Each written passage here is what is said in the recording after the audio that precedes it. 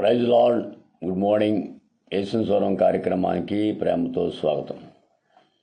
పిల్లరా, ఈ ఉదయకాలం దేవుని మహాదయ వల్ల మరొకసారి మీ ముందుకు రావడానికి ప్రభు సహాయం చేసినందుకు ప్రభుని స్తుతిస్తూ ఆయన నామాన్ని హెచ్చిస్తూ ఉన్నా. చాలాసార్లు మన జీవితంలో మనము శ్రమలో ఇబ్బందులు కష్టాలు ఎదురైనప్పుడు, శోధనలు ఎదురైనప్పుడు కొన్నిసార్లు మనం ఎవరో ఏంటని మర్చిపోతుంటాం. మన పరిస్థితిని బట్టి, మనకున్న బలహీనతను బట్టి లోగడ దేవుడు చేసిన అద్భుతాలు ఆశ్చర్యకార్యాలు మర్చిపోయి మనమేంటి, మన పరిస్థితి అని అనుకొని చాలా బాధపడుతుంటాం. కాబట్టి మన జీవితాలు అసలు మనం ఎవరం ఏంటో అని ఒకసారి ఆలోచించాలి. మనం ఎవరు, మనం ఏంటి, మన పరిస్థితి ఏంటి ఒకసారి లోతుగా ఆలోచిస్తే అప్పుడు మనకు అర్థమవుతుంది మనము జీవము కలిగిన దేవుని పిల్లలం. ఎందుకంటే దేవుడు తన రక్తం ఇచ్చి మనల్ని కొన్నాడు, తన రక్తాన్ని ధారపోసి మనల్ని కొన్నాడు. అంత గొప్ప దేవుడు మనల్ని కొన్నప్పుడు మనం విడిచిపెడతాడా? ఉదయకాలం నీవెవరో నువ్వు గుర్తు చేసుకో. ఫస్ట్ మనం ఎవరో మనం తెలుసుకోవాలి. ఈ సమస్యలు వచ్చినప్పుడు, ఇబ్బందులు వచ్చినప్పుడు మనం మర్చిపోతుంటాం మనం ఎవరో, మన పరిస్థితి ఏంటి అని ఆలోచిస్తుంటాం. లోగడ దేవుడు ఏమేం చేశాడు, ఎన్ని అద్భుతాలు చేశాడు, ఆశ్చర్యకాలు చేశాడు మర్చిపోతుంటాం. పిల్లరా, ఈ ఉదయకాలం మనం ఎవరమో, నీవెవరవో నువ్వు గుర్తుపెట్టుకో. నువ్వు జీవితం ఏంటో గుర్తుపెట్టుకో. కనుక నీవెవరవి?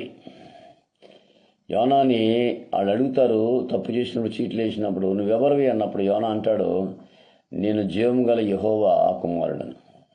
తోసేయండి సముద్రంలో అన్నాడు. యోనాకు తెలుసు తను జీవం గల దేవుని కుమారుడు, ఖచ్చితంగా దేవుడు కాపాడతాడని. దావీదు యుద్ధానికి వెళ్ళినప్పుడు దావీదుకి తెలుసు నేనెవరినో నాకు తెలుసు అని యుద్ధానికి వెళ్ళాడు. నువ్వెవరో నువ్వు తెలుసుకో. First you should know what you నువ్వెవరో నువ్వు తెలిస్తే మిగతా కార్యక్రమం ఆయన చేసుకుపోతాడు. అంతేగాని సమస్యలను బట్టి బాధపడిపోయి, భయపడిపోయి, దిగులు పడిపోయి, బెంగపడిపోయి ఉంటే మనం ఎదురికి వెళ్ళాం, కార్యాలు జయించలేము. కనుక ఈ ఉదయకాలం మనం ఎవరో, మనం ఏంటి, మన పరిస్థితి ఏంటి ఒకసారి మనం ఆలోచించాలి.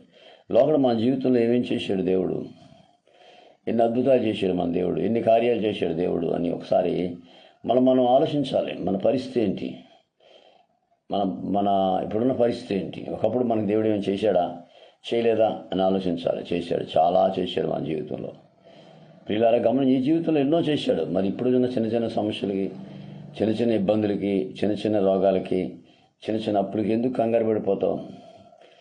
వివాహం చేయడం ఎలాగా, అప్పులు తీరడం ఎలాగా, రోగం తగ్గడం ఎలాగా, సమస్యలు పోవడం ఎలాగా అని నువ్వెందుకు ఆలోచించి సతమతం అయిపోతావు అని ఉన్నాడు కదా ఒక ఆయన, జీవం కలిగిన వాడు.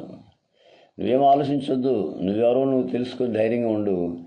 నీకోసం ఆయన కార్యం చేస్తాడు, ఆయన దిగుతాడు రంగంలోకి. కనుక మొదట మనం ఎవరో, మనం ఏంటి, మన పరిస్థితి, మనం ఎవరో చూడండి. చాలాసార్లు మన పిల్లలకి స్కూల్లో జాయిన్ అయినప్పుడు మీరు గమనించారు లేదు, జాయిన్ చేసుకున్నప్పుడు ఏమంటారంటే, నువ్వెవరి తాలూకా, నువ్వెవరి పిల్లోడివి, నేను పలానోని పిల్లోడిని, మీ నాన్నగారి పేరేంటి అక్కడ పెడతారు. Son of Ramesh Kumar. చూడండి, ఈ సన్ ఆఫ్ అనేది ఎంట పడుతుంది మనిషిని. అంటే తండ్రి నీ వెనకాల ఉన్నాడు, నీ అంతటి నీ పేరు ఒక్క సరిపోదు. ఏమంటే నా పేరు సరిపోద్దా అంటే ఊరుకోరాళ్ళు. నీ పేరేంటయ్యా, మీ నాన్న పేరు కావాలంటారు. మీ నాన్నగారి పేరు కావాలి ఖచ్చితంగా అంటారు. అది కదండి నా పేరుతో సరిపెట్టండి అంటే వాళ్ళు ఊరుకోరు, ఖచ్చితంగా అడుగుతారు. మీ నాన్నగారి పేరేంటి? Ramesh Kumar, son of Ramesh Kumar. గమనించాలి. ఎందుకు ఆ సన్ ఆఫ్ రమేష్ కుమార్? నువ్వు రమేష్ కుమార్ చెందినవాడు. గమనించాలి. ఇప్పటికీ నేను ఎక్కడైనా పెట్టాలని నా తండ్రి పేరు అడుగుతారు. నా తండ్రి పేరు బాలకృష్ణ, మా నాన్నగారి పేరు బాలకృష్ణ అడుగుతారు, మా తండ్రి పేరు. ప్రియులరా, ఆ తండ్రి అనే దేవుడు మనతో ఉన్నాడన్న సంగతి ఎప్పుడు మర్చిపోదు. You are son of God, you are son of mighty God, you are son of heavenly father. గమనించాలి. అటువంటి భయం ఎందుకండి సార్? ఆలోచించి, అటువంటి భయం ఎందుకు అంటే, నువ్వు ఎక్కడికి వెళ్ళినా, ఎక్కడ సంతకం పెట్టినా, ఎక్కడ అప్లికేషన్ పూర్తి చేసినా, ఏ జాబ్ చేస్తున్నా, ఏ ఉద్యోగంలో ఉన్నా సన్ ఆఫ్ అనేది ఎంట పడుతుంటుంది. అక్కర్లేదండి నాకు మా నాన్నగారికి నాకు పడదండి, మా నాన్నగారు నాకు ఇష్టం లేదంటే అక్కడ చెల్లదో, ఒప్పుకోరాళ్ళు.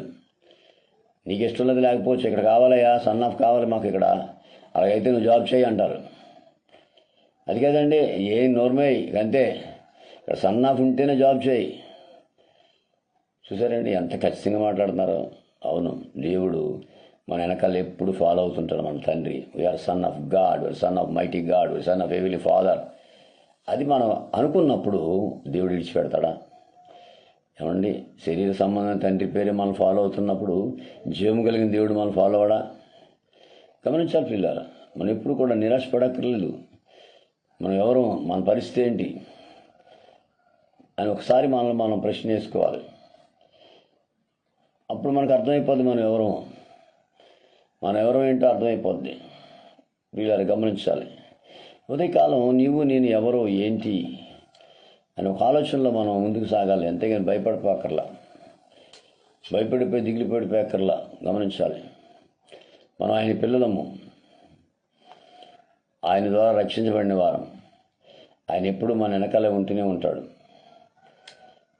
ఎందుకంటే ఆయన మనతో ఉన్న దేవుడు. ఉదయకాలం యేసు స్వరం ద్వారా ఈ మాటలు వింటున్న ప్రియ దేవుని బిడ్డ, ఎవరో నాకు ఉన్నారు అనుకుంటే దేవుడు అనేవాడిని వెనకాల ఉన్నాడని సంగతి నువ్వు మర్చిపోదు. 73వ కీర్తన 25లో దావీదు అంటాడు, నీవు తప్ప నాకెవరున్నారు, నీవు నాకుండగా ఈ లోకంలో ఏది అక్కర్లేదు. 73:25. నువ్వు ఉన్నావు కదా, నా వెనకాల వస్తున్నావు కదా, నాకు ఇంకేం కావాలి? గమనించాలి. ఫస్ట్ నువ్వెవరో అర్థం చేసుకో, నువ్వు ఎక్కడి నుంచి వచ్చావో అర్థం చేసుకో, నిన్నెవరు సృష్టించారో అర్థం చేసుకో, నిన్నెవరు పుట్టించారో అర్థం చేసుకో, నీకోసం సిలువలో రక్తం ఎవరు చిందించారో అర్థం చేసుకో. ఇవన్నీ అర్థం చేసుకుంటే నీ సమస్యలు పెద్ద లెక్కేం కాదు, నీ ఇబ్బందులు పెద్ద లెక్కేం కాదు. ఉదయకాలం మాటలు వింటున్న ప్రియ దేవుని బిడ్డ, యేసు నీతో ఉన్నాడు, నేను ఫాలో అవుతున్నాడు, నీ సమస్యలన్నీ తొలగిస్తాడు.